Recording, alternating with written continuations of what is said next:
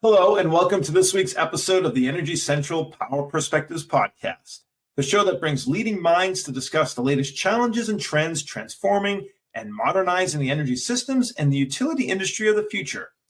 And a quick thank you to GlobalSign for making today's episode possible. Now, let's talk energy.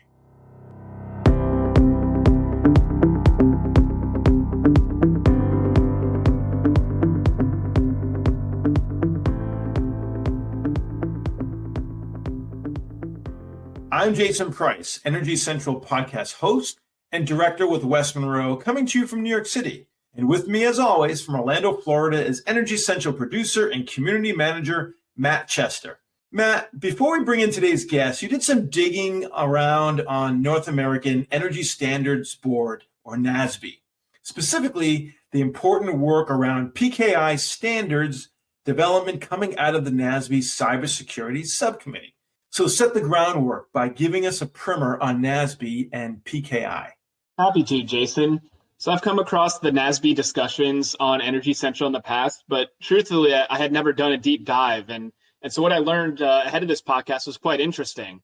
So as you said, NAESB, it stands for the North American Energy Standards Board, and it serves as an industry forum for the development and the promotion of standards, which will lead to a seamless marketplace for wholesale and retail natural gas and electricity, as recognized by its customers, by the business community, by participants, and by regulatory entities. Among the extensive critical work being done by NAESB is the core pillar of creating a seamless marketplace around cybersecurity, and specifically the need to authenticate users and entities to often highly sensitive resources. So given the long-standing track record of public key infrastructure, or PKI, to provide encryption, data integrity, and authentication to online transactions in a cost-effective and scalable method, NAESB leaders recognized the need for a rigorous standard to meet the specific needs of the wholesale electric sector. And that's why they stepped up to do so, providing a critical service in today's increasingly digital industry. Thanks, Matt. That's really insightful and very helpful for sure. And it highlights how crucial of a topic cybersecurity is for the Energy Central community. In today's climate, with cyber attacks and vulnerabilities ripe for exploitation, we're seeing increasing focus from utility thought leaders. And it's evident by the SolarWinds hack and the Colonial Pipeline ransomware attack and the recent Log4j vulnerability that impact grid providers. It's become clear that wholesale electric utilities, entities whose core competency is likely not in the area of cybersecurity, need to lean on proven cybersecurity best practice standards and frameworks to secure their operations.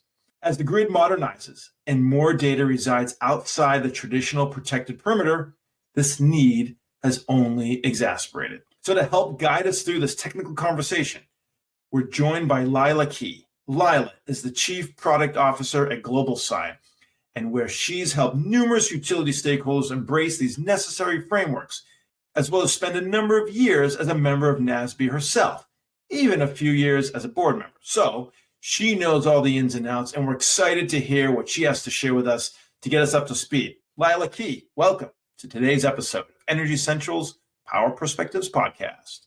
It's my pleasure to be here. Lila, you are talking to a knowledgeable Energy Central audience, but they also may come not from a cybersecurity background. To make sure we're all working off the same language, can you provide a high-level explanation of what PKI is? Sure thing, Jason. In short, Public Key Infrastructure, or PKI, is a framework that governs how digital certificates are issued and used to protect sensitive data, identify endpoints, as well as provide secure transmissions using what's called encryption technology. Certificate authorities, like GlobalSign's job, is to verify the identities reflected in the digital certificates. Hence, in essence, it binds the identity of the public key to the certificate holder. Think about it like a driver's license identifies a person in the physical world. A digital certificate can identify all sorts of endpoints in the cyber world, ranging from people, organizations, web servers, and machines. This is especially important as we venture into the world of the smart grid and IoT. Thanks. And as we discussed in the intro, NAESB is a key driver of PKI for utilities. So can you explain what exactly is NAESB's role in PKI for the energy sector? So What NAESB has done is created a three-pillar approach to ensure that the wholesale and retail electric and gas segments have a common framework around securing trusted online transactions used in public key infrastructure. The first pillar is the Authorized Certificate Authority accreditation requirements. This is a detailed document that describes the requirements that a certificate authority must follow to issue and manage NAESB-compliant digital certificates. It's reviewed annually at minimum by the Cybersecurity Subcommittee and modified as needed to address the current cyber vulnerabilities and sometimes to address FERC and NERC compliance updates. These requirements must be also reflected in the CA certificate practice statement for the benefit of the relying party. In short, the CPS provides information to any person, organization, or application relying on a NAESB certificate on the assurance level of the certificate. The second pillar is the WebTrust standard for cybersecurity that governs FERC-regulated entities, detailing their obligations around requesting, using, and managing NAESB digital IDs. These entities could be electric or gas generation, transmission, or market broker participants that use NAESB certificates to authenticate their users and machines within their applications. It too is reviewed annually at minimum. And finally, the third pillar is the authorized CA certification process for the certificate authorities like GlobalSign to obtain and maintain annual accreditation. This includes paying an annual membership fee, signing an affidavit of compliance, and engaging with an external NAESB auditor to ensure independent assessment of compliance. Hence, it's not insignificant investment to maintain ACA accreditation, especially since the standard is always changing to keep up with modern-day security threats. Those CAs who do complete this process successfully are displayed on the NAESB website. All right, so cybersecurity, as I understand it, is an ever-moving target where enterprises are working to stay one step ahead of potential bad actors. Part of that journey has been towards a need for PKI. So how did the need for a PKI standard ultimately evolve? The PKI standard evolved about the same time as President Obama's February 2013 executive order regarding improving critical infrastructure cybersecurity that basically directed NIST to lead the development of a framework to reduce cyber risks to critical infrastructure, which the energy sector is part of. This framework later became the NIST Cybersecurity Framework. It was then a handful of cybersecurity thought leaders representing key independent and regional transmission operators, or what folks on this call understand as ISOs and RTOs, decided the current and virtually ignored standard around PKI, originally developed in 2006 for the wholesale electric quadrant, was not sufficiently rigorous to ward off modern-day cyber threats. Worse yet, many grid participants were using either in-house PKI solutions or commercial solutions with no clear definition around assurance levels. As a result, the PKI subcommittee, later renamed the Cybersecurity Subcommittee, was reactivated to revamp the WebTrust standard to address the specific needs of the wholesale and gas electric quadrants. After several lengthy subcommittee meetings and eventual approval by the NAESB Executive Council and Board, NAESB submitted the updated standard to FERC for approval. In 2014, FERC adopted the NAESB WEC version 3 business practice standard and has since created later versions. Thanks for that. It's very thorough. So turning back to NAESB and their role in this area, can you give us a bit more context? For example, like who is represented on the committee and what are their stated goals? Yeah, so the committee includes representation from, first of all, certificate authorities like GlobalSign, who have great subject matter expertise on running a secure and highly available CA, as well as cybersecurity professionals from electric utilities and RTOs and ISOs that understand the unique security and regulatory needs of the wholesale electric market. Together, the subcommittee shaped the PKI standards that we have in place today. The subcommittee has a few goals in mind that govern their approach. It originally focused on securing wholesale electric quadrant applications such as OASIS, e-tagging, but later expanded to retail, and it also included the gas segments. They also wanted to make sure they could leverage open standards like the X509 standard that governs digital certificates wherever possible for maximum interoperability. And it was really important to them that they used a risk-based framework, similar to the NIST cybersecurity framework, to appropriately size the operational and financial investment of the asset being protected. And then finally, knowing that threat landscape is ever-changing, they wanted to make sure that it was a living, breathing document and that the subcommittee met on a regular basis to modify it to keep up with those ever-changing threats. Well, I want to dig a little bit further here. So we've had a handful of cybersecurity conversations on this podcast, but sometimes they focused on different frameworks and practices. So how does NAESB differ, for example, from, say, the NIST cybersecurity framework? Well, like the Cybersecurity and Infrastructure Security Agency, CISA, NAESB provides a bit more prescriptive support than, say, the NIST cybersecurity framework. What's missing in the cybersecurity framework is really the how-to element. For example, WebTrust-certified standard and the ACA accreditation requirements on PKI provides a very detailed and concrete set of requirements for users, relying parties, as well as the authorized CAs themselves on how they must implement to meet the standard. Can you break it down for us? Like I said, the audience knows cybersecurity, but like me, probably enough to be dangerous. So what does the NAESB standard actually cover? So generally speaking, the WebTrust-certified PKI standard governs three main parties. The first party are the end users who wish to apply for a digital certificate to be used to authenticate to FERC-regulated and non-FERC-regulated applications. Again, like I said before, OASIS and e-tagging are two great examples. The next party is the relying parties, such as applications, on how they must apply access control mechanisms, such as checking revocation status, verifying the assurance level of the certificate being presented, and the validity of the certificate. And then finally, it's the authorized CAs in terms of accreditation requirements. You've noted that the NAESB takes a risk-based approach to PKI. Can you explain that further? Sure thing. So, as in all good security practices, before technology is even applied, a risk assessment based on sound policy should be the starting point to determine the rigor of the security technology and business processes put in place. NAESB recognized PKI as one of the most scalable and cost-effective methods to add much-needed what we call two-factor authentication to critical resources, but also recognize that not all resources have the same consequence if they are breached.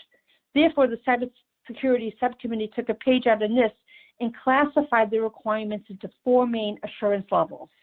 They go from low to the highest, starting with rudimentary, basic, medium, and then high assurance.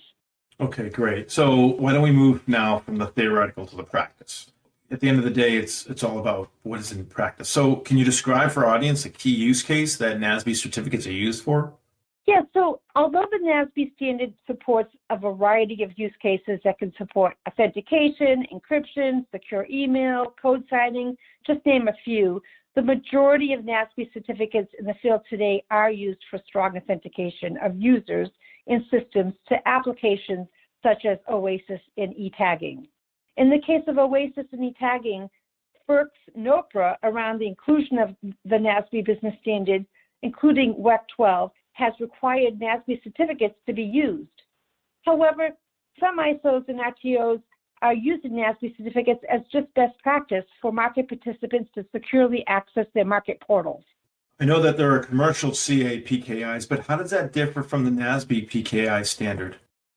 In some respects, commercial CAs do operate within strict and uniform guidelines, as they are all WebTrust audited to varying degrees, subject to strict root program requirements from Apple, Mozilla, Microsoft, and Chrome. However, most of the governance is around the type of certificates called TLS, which we used to refer to as SSL certificates, and recently secure email and code signing. But given the majority of NAESB certificates are issued as authentication certificates, there's a wide variety of how subscribers are vetted and certificate lifecycle management is implemented. Some great examples of NAESB creating uniformity is around the adoption of stronger key sizes, that's the strength of the certificate, and signature algorithms. And they did this before it was even common practice. So what are some of the other common cyber threats digital certificates like these can help ward off? Well, as we saw with the Colonial Pipeline attack, ransomware is becoming one of the greatest cyber threats where bad actors are injecting ransomware into networks that encrypt their data, leaving them in a lurch as they sort out the cost benefit of either restoring backups versus bringing their operation back online quickly. Ransomware, like most malware, is often injected via the most mundane of all techniques, that being phishing and spear phishing. So having a digitally signed email from an authorized CA provides the recipients of these emails a assurance level that the identity of the sender can be trusted or not. These are certainly intense conversations and intense topics. So Lila, I really want to thank you for your time and sharing this wisdom with us. We're going to give you an opportunity to end on your closing thoughts, but we have in our program something called the lightning round, where we step out of our role, our day-to-day job role, and we want to learn a little bit more about you as the person. So we have a set of questions that require a single word or phrase response. So are you ready? Sounds good. Should be fun. Okay, absolutely. So who was your childhood hero? Definitely my father. He was the most engaging, loving, and inspirational person in my life. Always had time, no matter how tired he was from work, and we had countless hours of ping pong and card playing. If you won the lottery, what's your first frivolous purchase? Well, as an avid all-season hiker living in New England, I would splurge on all new hiking equipment, but of course I'd like to buy a Tesla to get me to the hiking trail. What's your go-to movie snack? Well, I'm a nutaholic, so I'd have to say cashews. What's the best way to spend a Sunday afternoon? Definitely morning hiking and then afternoon yoga. And what are you most optimistic about? This is going to sound a little geeky. I'm optimistic that folks are now beginning to understand the importance of data privacy and will gravitate to new products that will respect their personal information. Nicely done. Lila, before I let you go and give you the last word, I have to ask, how often do you change your password on your computer? Well, as a security professional, this response might surprise you. Honestly, not as often as you think is needed. A few years back, NIST issued a recommendation that frequent changes in long and complex passwords did not increase security. I suspect it addressed the unintended yellow sticky issue that arose when IT administrators required frequent changes. The key is to select a long, mixed character password that you can remember and keep secure in a password manager. Just don't write it down. Perfect, Lila. Before we let you go, you have the audience and the floor, and you have their attention. What would be your final thoughts you'd like our audience to take away from this conversation?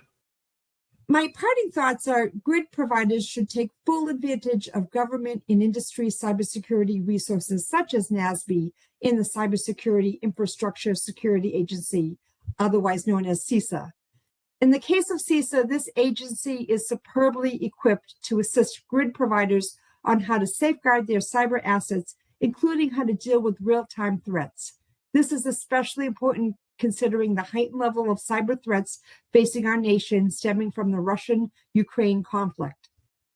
Although Russia aside, utility companies must accept the threat landscape is ever-changing and frankly impossible for most utility companies to stay on top of.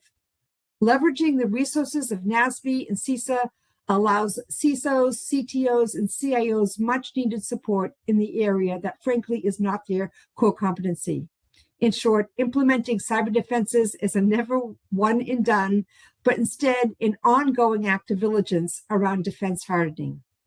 Well, we appreciate your hard work, and we can certainly tell the passion from how you talked about the work you've been doing. So we want to thank you for sharing your thoughts. It was an extremely educational episode. I certainly walked away with a better understanding of NAESB and the criticalness that we need to address here. And we were thrilled to have you on.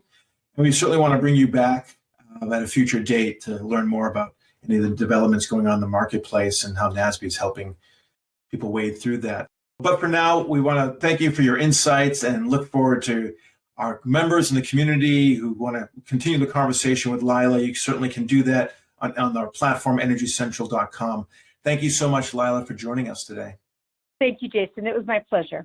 And as I said, you can always reach Lila through the Energy Central platform, which welcomes your questions and comments. And on behalf of the Energy Central team, thanks to everyone for listening today. Further, we want to thank GlobalSign for making today's episode possible. GlobalSign is a global certificate authority and leading provider of digital signing, identity, and security solutions for the Internet of Things. GlobalSign is one of the world's most deeply rooted certificate authorities and a leading provider of trusted identity and security solutions, enabling businesses, large enterprises, cloud-based service providers, and IoT innovators worldwide to conduct secure online communications while managing billions of verified digital identities and automating their authentication and encryption. For more information, visit globalsign.com. Once again, I'm your host, Jason Price. Plug in and stay fully charged in the discussion by hopping into the community at energycentral.com. And we'll see you next time at the Energy Central Power Perspectives Podcast.